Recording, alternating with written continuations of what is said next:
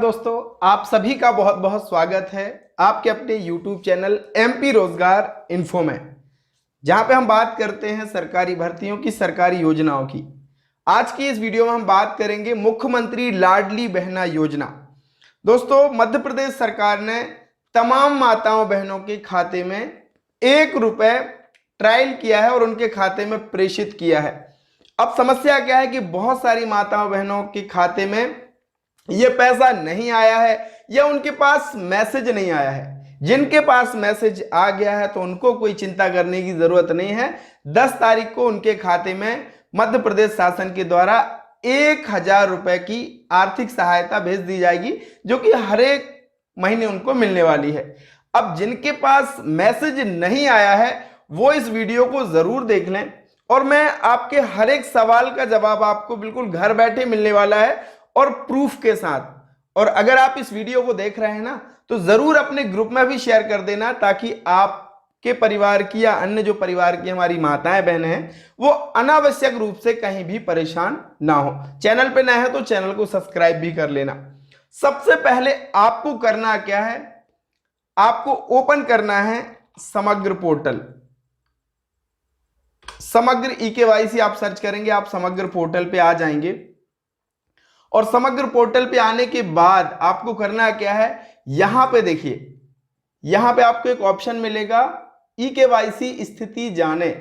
इस पे आपको क्लिक करना है और अपना सदस्य आईडी नंबर जो 9 अंक का होता है वो आपको दर्ज करना है। इसके बाद आपके सामने कुछ इस तरीके से जानकारी ओपन होकर के आ जाएगा। अब यहां पे आपको दो चीजें देखनी है कि देखिए, बैंक खाते में आधार की स्थिति क्या लिखा हुआ है यहां पे, हाँ, यानी आपके बैंक खाते से आधार जुड़ा हुआ है। दूसरी चीज आपको यहां पे देखना है कि डीबीटी सक्रिय की स्थिति। अगर आपका ये दोनों चीजें हाँ लिख करके आ रहा है तो फिर आपको पैसा भेज दिया गया है। अब आपको मैसेज नहीं आया है, उसके क्या कारण हो सकते हैं कि जिस खाते में आपकी डीबीटी एक्टिव है उसमें हो सकता है कि आपका मोबाइल नंबर रजिस्टर ना हो, या फिर जो मोबाइल नंबर रजिस्टर है वो आपके पास अब ना हो, तो मैसेज इसलिए नहीं आया है। अगर आपका यहां पे दोनों जगह हां लिखा है तो फिर आपका ₹1 सरकार के द्वारा भेज दिया गया है। वो कैसे चेक करेंगे वो भी मैं बताऊंगा। अब कई बार क्या होते हैं कि हमारी माताओं बहनों के कई खाते होते हैं, एक स्टेट बैंक में हो गया, एक सेंट्रल में हो गया और एक आध हो गया फिनो पेमेंट बैंक में। ये समस्या है, तो आपका पैसा किस बैंक में आया है ये कैसे चेक करेंगे, तो चलिए ये भी मैं आपको बता देता हूं। अब आपको करना क्या है, आपको आना है इस वेबसाइट पे UIDAI की, जहां पे हम चेक कर पाएंगे कि आपका आधार कार्ड किस बैंक में मैप है। तो यहां पे आपको अपना आधार नंबर डालना है और आपके आधार से जो रजिस्टर मोबाइल है उस पे OTP आएगा, उसको फिल अप कर देंगे तो आपके सामने कुछ इस तरीके से जानकारी आ जाएगी। कैसे, ये देखिए, ये अब यहाँ पे आपके आधार नंबर के लास्ट के डिजिट दिखेंगे, आपका आधार सीडिंग का स्टेटस एक्टिव है, कब ये हुआ है वो भी दिखा देगा और किस बैंक में ये एक्टिव है ये भी दिखा देगा। तो अब यहाँ पे देखिए, यहाँ पे आपको बैंक का नाम लिखा ना, यहां पे अगर स्टेट बैंक या जो भी बैंक का नाम लिखा है वहां पे आपका पैसा जाएगा। फिर से ध्यान रखें, यहां पे अगर स्टेट बैंक लिखा है तो आपका जो ₹1 है ना वो स्टेट बैंक में गया है। भले ही आपके खाते 3 हो, लेकिन यहां पे जो बैंक का नाम लिखा वहां पे पैसा जाएगा, क्योंकि आपका डीबीटी उसी बैंक में आपका एक्टिव है, इसलिए पैसा उसी बैंक में जाएगा। तो आपको करना क्या है, अब आपके पास मैसेज नहीं आया, आपको पता चल गया कि मेरी डीबीटी भी एक्टिव है, मेरा इस बैंक में डीबीटी एक्टिव है, तो आप चाहें तो अपने पासबुक की एंट्री करा लें।